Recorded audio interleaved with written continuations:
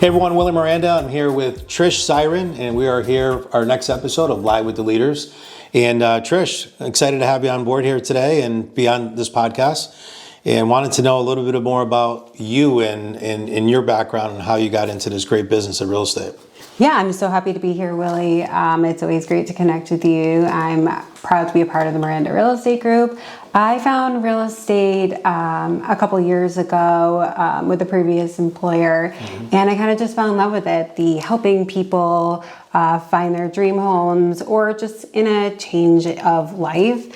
And the relationships that surround that process. So I'm excited to be able to do that firsthand here with you. Yeah, no, you're so natural at it. And that was one of the things when we first talked about you getting into real estate and what you wanted to do. It just felt like you're already a born natural salesperson and a born natural leader when it comes to real estate sales. But more importantly, I think that watching you and watching how you work with clients and how you speak with clients, you really do go the extra mile. And I think that in today's industry that we're in, there's so much busyness, right? You got AI, you got all this quickness I always call it the microwave approach, right?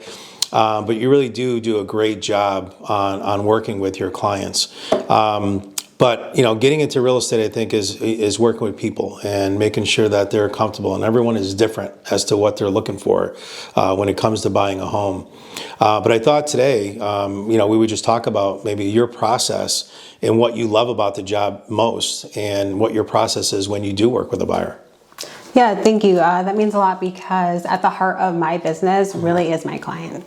My client's needs, wants, and how I can get them there. So that means a lot because real estate without heart is just a transaction, and I feel it's so much more than that for me. So I take great pride in that. That's awesome. No, I think, and it definitely shows.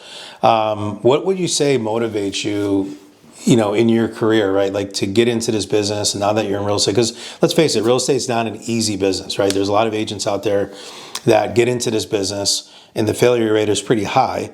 And it's because I think a lot of times they had a certain perception of what that real estate would be, right? They watch HGTV and they watch all these shows and I'm just going to ride around on Lamborghinis and make hundreds of thousands of dollars in money.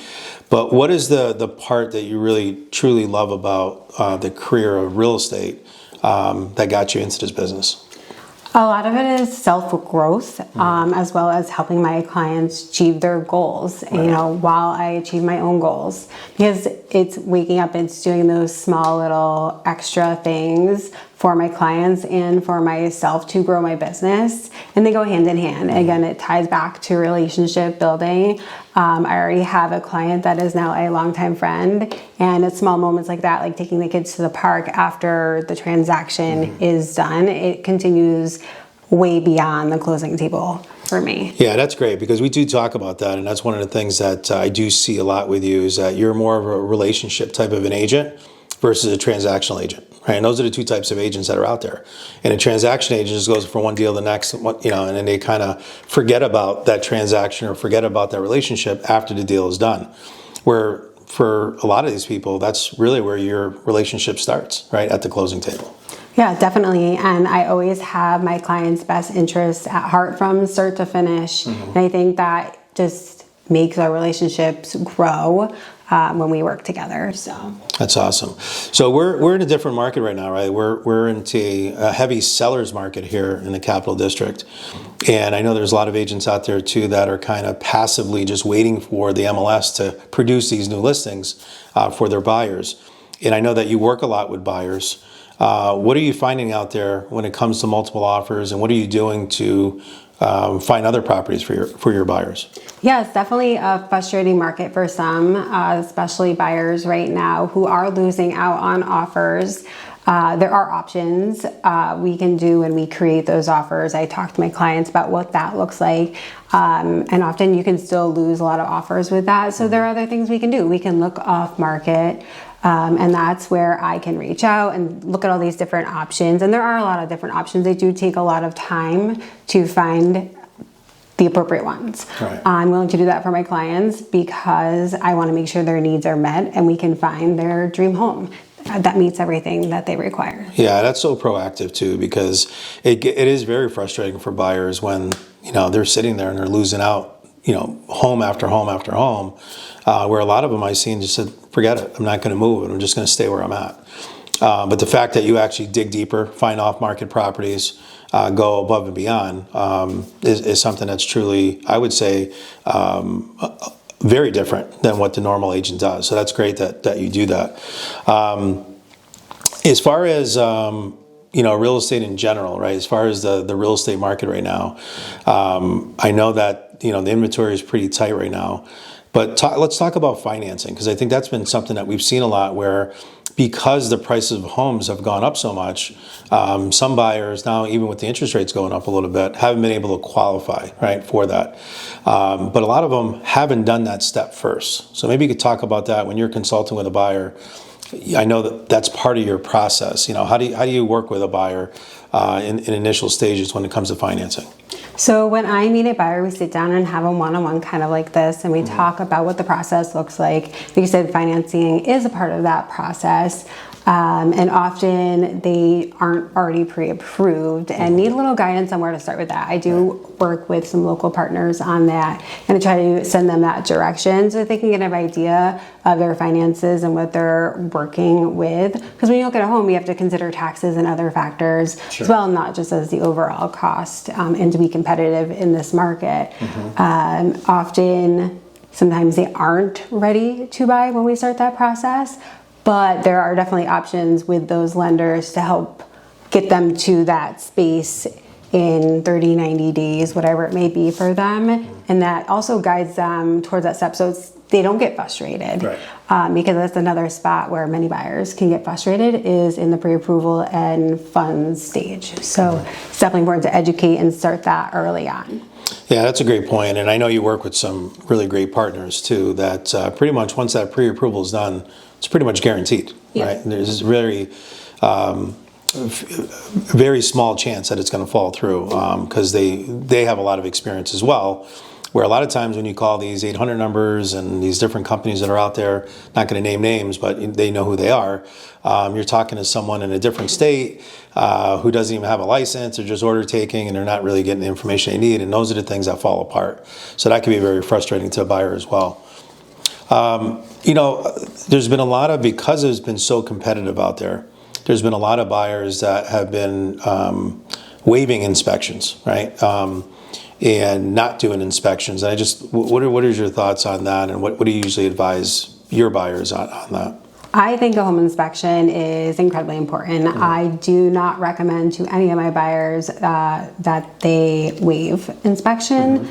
It tells us so much information about the home, and it ultimately protects the buyer. Right. And without that in place, down the road there could be issues, and I don't want that for my buyers. I think it's a crucial step in the process, and I work with many great home inspectors that will break it down for them even before the inspection takes place to show that value, because it's important to understand what that inspection actually is, right, and how it plays a role in making sure we're picking a not only home that they love, but one that is also safe for them. So I definitely wouldn't recommend waiving that, but there's definitely things we can do with that to be competitive. And I do talk my buyers through that process while still protecting them. That's great. That's great. And you can get an inspection done and still make it not contingent on them buying that house, right? It's just so your buyer's protected. And give them that little window, or get them right in there right away to be able to handle that. So that's good to know, because I have definitely seen a lot of that. And I've also seen some buyers where, 6 months later, a year later, like, hey, I didn't know this, I didn't know that, I got to put a new roof on, and had mold upstairs, and it creates a lot more expenses. And now it looks bad on you because you were representing that buyer. So it's great to know that. I guess when it comes to working with that buyer in the initial stages, when you're going with them, what would you say are some of the biggest fears that buyers have in today's market right now? Like, is it getting a home, not getting a home? Like, if you have someone that's a first-time home buyer, right? Like you mentioned before, you're going through the process, you're listening to their needs, you're getting all their wants, getting all the information, but you also work with not experience, but people that have purchased in the past. What are you seeing out there that is most important to the buyer right now? I think the most important thing is education overall, whether you have purchased homes in the past or it's your first time. The market has changed. So if you have purchased a home in the past, it's not the same market. Right.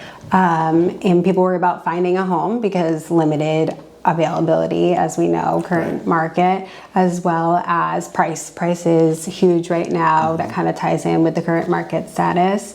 So a lot of buyers are worried about those things, but I think my job is to educate them and kind of take that worry away. Like, there's options, and we will get you from meeting at the table to closing. And I just try to reassure them because they do have a lot of worries. You know, there's a lot in this market, and it varies per their personal situation as well. So I try to cover all the bases because there's so much worry in this market for buyers. There is.